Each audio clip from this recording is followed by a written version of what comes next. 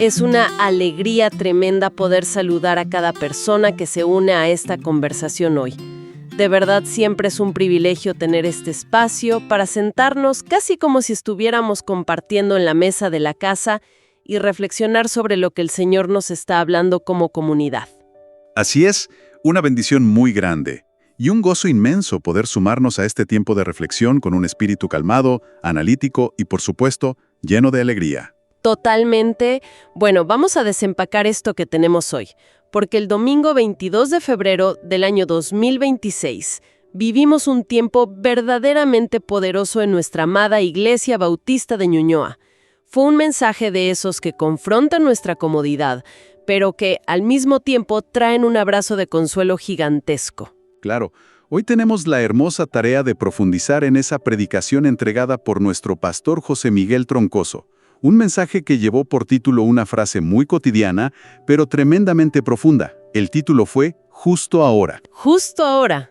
¡Qué título más certero! Exacto. Y nuestra misión en esta conversación, en nuestro análisis profundo de la palabra, es descubrir precisamente cómo la teoría de nuestra fe, esa fe que cantamos y profesamos con tanta convicción los domingos, se sostiene cuando choca de frente contra la caótica realidad de la vida cotidiana. Y vaya que choca, porque es ese momento exacto donde la fe tiene que ponerse a prueba en el asfalto del día a día.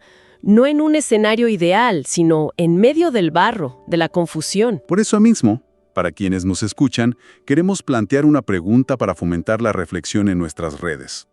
Para cada persona que nos acompaña hoy, ¿cómo reaccionamos cuando la vida nos presenta la tormenta perfecta y todo parece confabularse en contra de lo planeado? Es una pregunta que cala muy hondo. Y fíjate que nuestro pastor introdujo este tema de una manera muy gráfica. Recordó el extracto de una película donde a una persona le ocurre una tragedia tras otra en un solo día. Todo se derrumbra en cuestión de horas. Es esa sensación abrumadora de que el universo entero se puso de acuerdo para arruinar la jornada. Exactamente.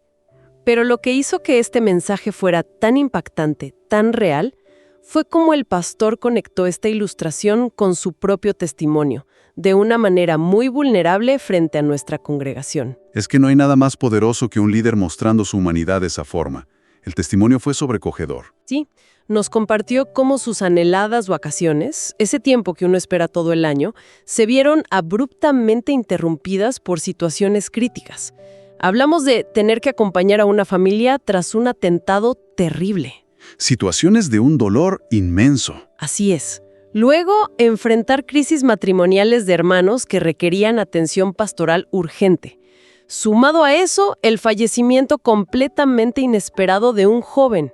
Y como si todo ese peso no fuera suficiente, al intentar retomar su descanso, se encuentra con las carreteras cortadas por la emergencia de los incendios forestales. El justo ahora en su máxima expresión. O sea, un evento tras otro sin dar respiro alguno. Lo fascinante aquí es darnos cuenta de que el cristianismo no es una simple teoría diseñada para un mundo ideal, no es para cielos siempre despejados. El cristianismo es vida práctica. Si miramos lo que nos enseña el libro de Santiago, se nos exhorta con mucha claridad a no ser oidores olvidadizos, sino hacedores. Exacto, somos llamados a ser hacedores de la palabra, en medio de la contingencia real. En la sala de espera de un hospital, en el cansancio extremo, cuando recibimos malas noticias. Y ahí surge un conflicto interno tremendo en todos nosotros. Porque es muy fácil decir, Dios tiene el control, cuando el camino está libre de peajes y sin tráfico. Pero cuando la ruta está cortada, la tendencia natural, carnal, es quejarse, es sentir que algo se rompió en el plan original. Es que la frustración nos ciega. Y el pastor hizo una conexión magistral al llevarnos a las Escrituras para ver que no somos los primeros en sentirnos así. Y aquí es donde se pone realmente interesante. Para ilustrar este choque brutal entre nuestra expectativa y la realidad, fuimos llevados al libro de Números. Específicamente, la lectura fue en el libro de Números, capítulo 21, versículo 4, donde se describe que el pueblo de Israel simplemente se impacientó en el camino. Una paciencia que se agota por completo. Pero hay una historia detrás de ese colapso. No fue un berrinche de la nada. Claro que no. Para proveer el contexto, debemos retroceder un poco. Si miramos el libro de Números, capítulo 20, vemos un escenario devastador. El pueblo viene arrastrando un agotamiento emocional profundo por la muerte de Aarón. Hay un luto tremendo. Venían con el corazón roto. Y en medio de ese dolor, llegan a la frontera de Edom. Pero en el libro de Números, capítulo 20, versículos 20 y 21, el rey de Edom les niega rotundamente el paso. Les cierra la puerta y los obliga a recalcular toda la ruta, tomando un desvío inmenso hacia el Mar Rojo. Es como encontrarse con la carretera cortada por los incendios cuando uno ya no da más del cansancio. Tal cual. Y la historia no termina ahí. En el libro de Números, capítulo 21, versículo 1, el relato nos muestra que el rey cananeo de Arad los ataca repentinamente e incluso toma cautivos.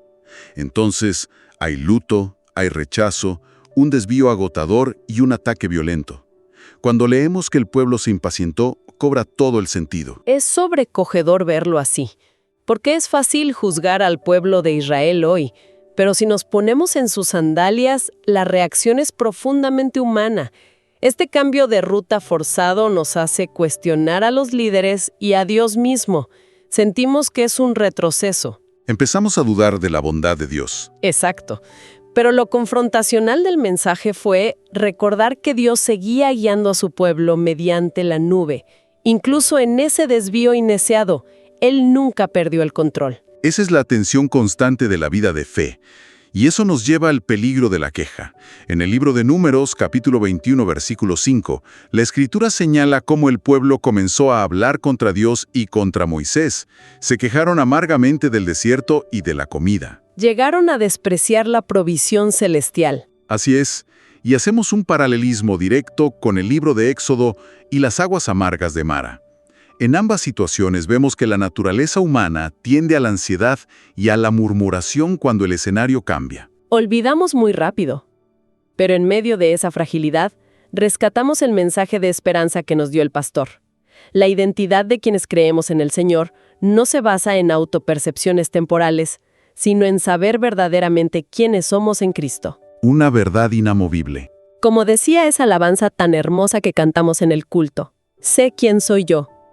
Dios siempre tiene el control del viaje, incluso cuando nuestro GPS humano falla rotundamente. Absolutamente.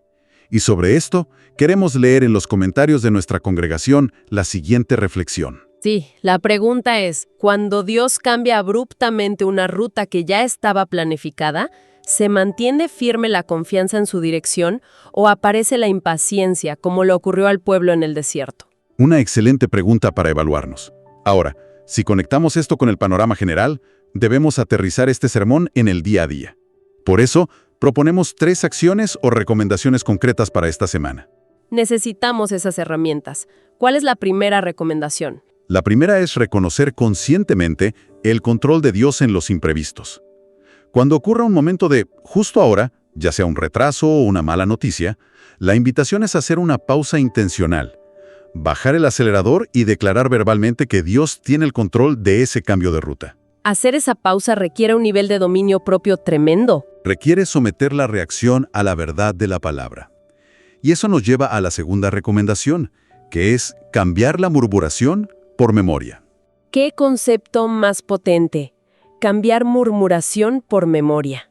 En lugar de hablar contra las circunstancias o contra Dios, como hicieron en Números 21:5, debemos recordar y dar gracias por la fidelidad de Dios en las aguas amargas del pasado. Él nos sostuvo antes y nos sostendrá hoy. Es un antídoto contra la queja.